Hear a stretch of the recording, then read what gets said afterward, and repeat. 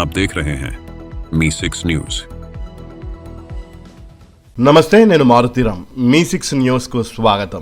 సిద్దిపేట జిల్లా కొండపాక మండలం రవీందర్ నగర్ మెదిన్పూర్ గ్రామంలో ఐకేపీ సెంటర్ను డీసీసీ చైర్మన్ చిట్టి ప్రారంభించారు.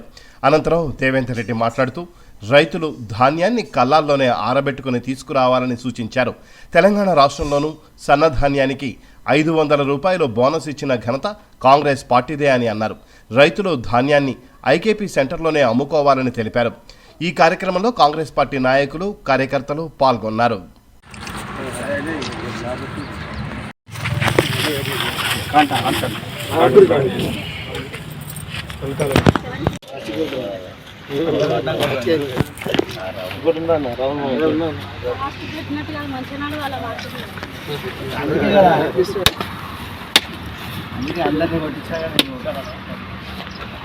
నువ్వేనా తల్లి ఎవరు ఉండేది ఎవరు ఇక్కడ నువ్వు చూసేది మహిళా గ్రూప్లోకి అయితే గైన కూడా ఉండేదమ్మా. మన ఎంప్లాయీ ఎందుకు ఇవ్వాలి?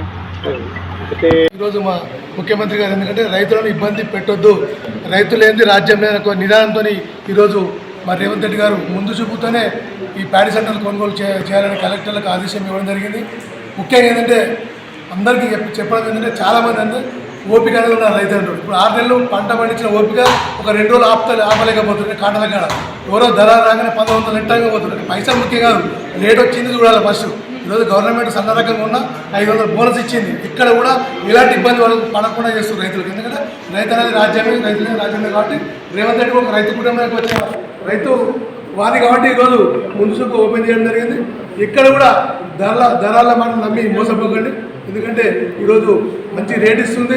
ఇంకోటి మా ఏవో చెప్తున్నా అగ్రికల్చర్ వాళ్ళకి ఏంటంటే ఇక్కడ ఏమన్నా ఇబ్బంది ఉంటే మా జిల్లా చైర్మన్ చెప్పండి, లేకపోతే మీ సమస్యను మాకు చెప్పండి. మీ ద్వారా మేము కూడా రేపు పొద్దున్న ఎవరు కూడా అక్రమంగా ఉన్న దళాలను వెళ్ళి మొత్తం కాంట కట్టి చేయించిన లైసెన్స్ రద్దు చేపిస్తాం. ఎందుకంటే చాలా జరుగుతుంది మా దగ్గర సెంటర్లో. ఇది మా దగ్గర ప్యాడీ ఉంటుంది, ఆల్మోస్ట్ ఉంటుంది. చాలా మంది అంటే ఓపిక రైతులకు ఓపిక ఉండాలి. ఇప్పుడు 6 నెలలు కష్టం చేసిన అప్ప ఉంటే 4 రోజులు ఆపాలి, ఇబ్బంది పడదు.